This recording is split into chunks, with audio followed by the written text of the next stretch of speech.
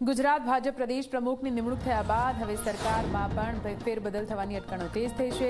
દિવાળી પહેલા ભૂપેન્દ્ર પટેલની સરકારના મંત્રીમંડળમાં ફેરફાર થશે।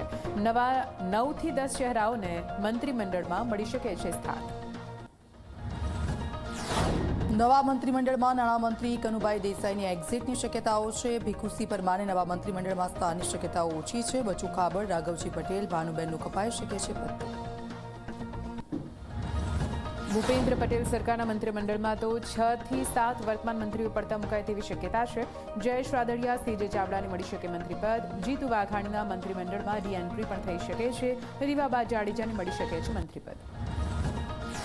મંત્રીમંડળમાં સૌરાષ્ટ્ર અને લેઉવા પાટીદાર ફેક્ટરને બેલેન્સ કરવામાં આવશે, તો જ્યારે સૌરાષ્ટ્રમાંથી ઉદય કાનગડ, ધારાસભ્ય સંગીતા પાટીલ અને અલ્પેશ ઠાકોરને પણ બનાવવામાં આવી શકે છે મંત્રી। વડોદરાના પૂર્વ મેયર કેયુર રોકડિયાને પણ સ્થાન મળી શકે। મંત્રીમંડળના વિસ્તરણની શક્યતા મુદ્દે કૃષિમંત્રી રાઘવજી પટેલે આપ્યું છે નિવેદન। તેમણે કહ્યું કે આ મારો નહીં, હાઈકમાન્ડનો વિષય છે। ગોધરા ખાતે આયોજિત કાર્યક્રમ બાદ આપ્યું નિવેદન। ગાંધીનગરમાં ગુરુવારે યોજાશે કેબિનેટની બેઠક। મુખ્યમંત્રી ભૂપેન્દ્ર પટેલની અધ્યક્ષતામાં કેબિનેટની બેઠક યોજાશે। બુધવારે વિકાસ સપ્તાહ સમાપન કાર્યક્રમને લઈને ગુરુવારે યોજાશે કેબિનેટ।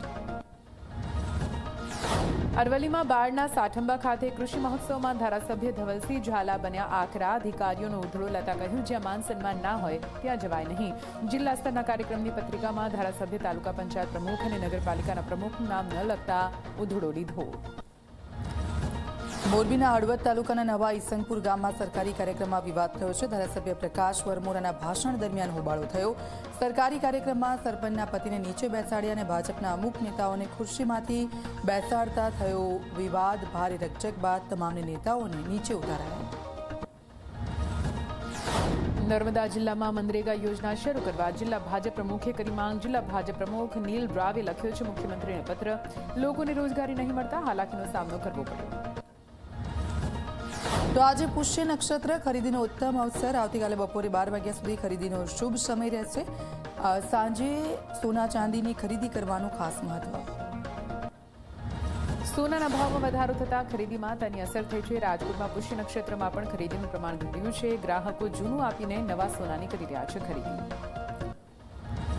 તો સુરત શહેરના જ્વેલર્સમાં સોના ચાંદીની ખરીદી કરવા માટે ગ્રાહકોનો ધસારો। ભાવ આસમાને પહોંચવા છતાં પુષ્ય નક્ષત્રમાં લોકો ખરીદી કરી રહ્યા છે। જોકે દર વર્ષ કરતાં આ વર્ષે ઘરાકીમાં 40% વધારો નોંધાયો। વડોદરામાં પુષ્ય નક્ષત્ર પર્વ નિમિત્તે સોના ચાંદીના ઘરેણાની ખરીદી। માર્કેટમાં ચાંદીની અછત સર્જાઈ છે। સોના સાથે ચાંદીના ભાવ પણ આસમાને પહોંચ્યા। સોના ચાંદીના ભાવ વધુ હોવાથી ઘરેણામાં 50% ઘરાકી થઈ। દિવાળીના તહેવારમાં દિન પ્રતિદિન સોના ચાંદીના ભાવમાં સતત વધારો થઈ રહ્યો છે। ચાંદીના ભાવમાં એક દિવસમાં 10,825 રૂપિયાનો વધારો, તો ચાંદીનો ભાવ વધીને 1.80 લાખે પહોંચ્યો છે, જ્યારે સોનાનો ભાવ 1.29 લાખને પાર થયો। સુરતના ઊન ભેસ્તાન વિસ્તારમાં જૂના ઝઘડાની અદાવતને લઈને મારામારીની ઘટના સીસીટીવી સામે આવ્યા। પોલીસે શરૂ કરી કાર્યવાહી। પોલીસે તાત્કાલિક જીબ્રામને બોલાવીને પૂછપરછ હાથ ધરી।